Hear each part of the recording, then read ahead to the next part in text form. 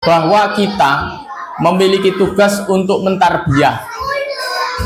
Tarbiyah atau pendidikan yang kita lakukan terhadap anak itu dalam rangka mewujudkan doa-doa kita, di mana kita setiap hari berdoa kepada Allah, Rabbana hablana min azwajina wa min dzurriyyatina qurrata a'yun waj'alna lil muttaqina imama. Ya Allah, berikanlah dari istri-istri kami, anak keturunan kami, qurrata a'yun, keturunan yang menyejukkan mata, waja'alna lil muttaqina imama, dan jadikanlah mereka anak keturunan kami bagi orang-orang mutakin itu sebagai imam. Imam di sini maknanya adalah panutan. Jadi ada dua yang kita minta di dalam doa ini. Yang pertama, kita minta kepada Allah supaya diberi keturunan yang menyejukkan pandangan, yang tidak membuat pandangan kita ini menjadi duka, menjadi lara, menjadi sengit, menjadi benci. Nih, kita minta kepada Allah supaya anak-anak kita itu ketika kita lihat, baik dilihat secara kasat mata maupun secara kehidupan keseharian, itu menyejukkan hati, menyenangkan hati, menenteramkan jiwa. Tentunya anak-anak yang seperti ini adalah anak-anak yang baik, yang mempunyai akhlak yang baik, yang mempunyai karakter yang baik.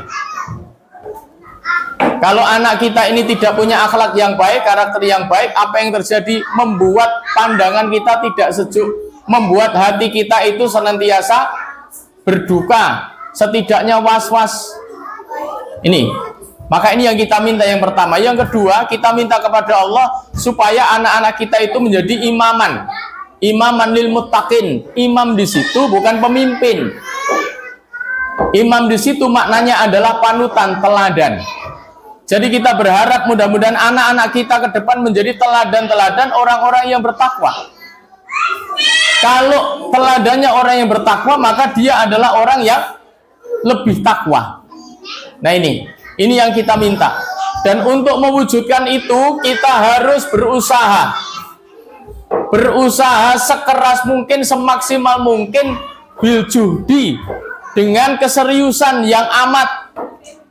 Apalagi pendidikan hari ini tidak bisa main-main. Ya, tidak bisa main-main. Ya, anak-anak kita ini kalau salah pendidikannya, ya yang rugi juga kita. Ibu sekalian, jadi anak ini adalah investasi yang paling besar kita. Setelah kita mati, anak-anak kita ini yang kita harapkan untuk mengirimkan doa-doa terbaik. Bayangkan kalau kita mati dan anak kita tidak bisa doa.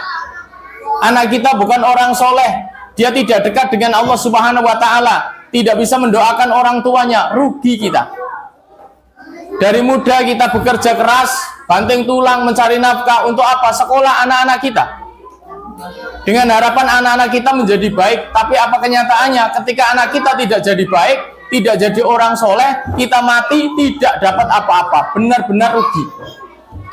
Maka ini penting sekali, kita tidak bisa mengabaikan masalah pendidikan, karena pendidikan itu yang terpenting. Bagaimana kita memilihkan pendidikan anak-anak kita? Yang pertama, yang mengajarkan ketakwaan. Karena ini wasiat Allah Subhanahu wa Ta'ala, ya ayyuhalladzina amanu taqullaha haqqa tuqatih wa la tamutunna illa wa antum muslimun. Jadi jangan sekali-kali mati kecuali dalam keadaan muslim. Kita diperintahkan oleh Allah untuk takwanya yang sebenar-benarnya. Maka pendidikan yang harus kita acu yang pertama kali adalah pendidikan yang mencetak orang yang bertakwa. Ini, apalagi anak kita ini dari start, ini dari anak-anak, ini merupakan lembaran yang paling putih. Kalau lembaran yang paling putih ini salah sketsanya, maka gambarnya juga buram, gambarnya juga jelek. Maka sketsanya mesti benar. Ibu-ibu harus punya sebuah sketsa, sebuah pemikiran masa depan yang benar. Kalau sampai salah panjenengan dalam membuat sketsa, maka gambarnya juga akan salah. Nih, nah sketsa apa yang mesti ibu-ibu perbuat terhadap anak-anak yang seperti ini? Ya, inilah anak-anak. Oke, enggak apa-apa, biar saja. Ini. Jadi sketsa yang membentuk karakter manusia yang bertakwa, yang istiqomah sampai mati akhir hayatnya menjadi orang yang mempertahankan ketakwaan. Wala tamutunna illa wa antum muslimun. Ini yang pertama. Yang kedua, pendidikan yang mesti panjenengan pilih ke depan itu adalah pendidikan yang mengajarkan ibadah. Mengajarkan anak-anak panjenengan beribadah kepada Allah. Kenapa? Karena itu tujuan Allah menciptakan manusia. Hanya satu, wa ma khalaqtul jinna wal insa illa liya'budun. Tidaklah aku menciptakan jin dan manusia itu kecuali satu tujuannya, supaya mereka beribadah. Maka tugas panjenengan adalah mengajarkan anak-anak ini bagaimana tata cara ibadah yang benar, yang diterima oleh Allah Subhanahu wa taala, yang akan mencetak anak-anak panjenengan menjadi ahli ibadah yang punya kedekatan kepada Allah. Ketika dia minta kepada Allah, maka langsung dikabulkan. Nah, ini penting.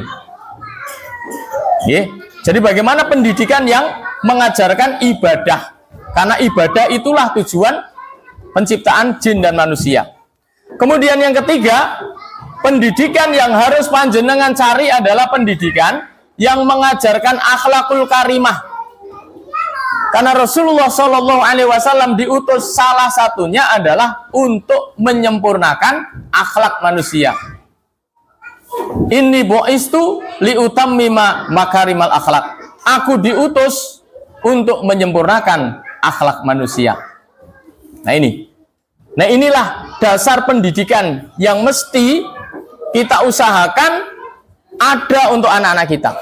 Perkara yang lain, urusan dunia, urusan cari duit, yaitu sifatnya tambahan. Sifatnya tambahan karena itu bukan kewajiban panjenengan. Urusan rizki itu urusannya Allah, bukan urusan kita. Ini kadang-kala kebalik-balik. Kewajiban kita itu beribadah kepada Allah, mencetak kader-kader yang beribadah kepada Allah, bukan ngurusi masalah rizki. Rizki itu urusannya Allah Subhanahu wa taala. Wa ma min dabbatin fil ardi illa 'alallahi rizquha. Tidak ada binatang melata di muka bumi sekalipun kecuali Allah jamin rizkinya. Yang jamin siapa? Allah. Yang menjamin adalah Allah. Nah, maka urusan menjadi orang kaya, mencari duit, urusan pekerjaan, ya itu tetap kita ajarkan, dan semua pendidikan semuanya mengajarkan itu. Tapi yang tidak boleh kita lupakan adalah 3 pondasi prinsip tadi. Bagaimana anak kita menjadi orang yang bertakwa, yang sebenar-benar takwa, bagaimana anak kita mampu beribadah dengan baik, dan bagaimana anak kita memiliki akhlakul karimah.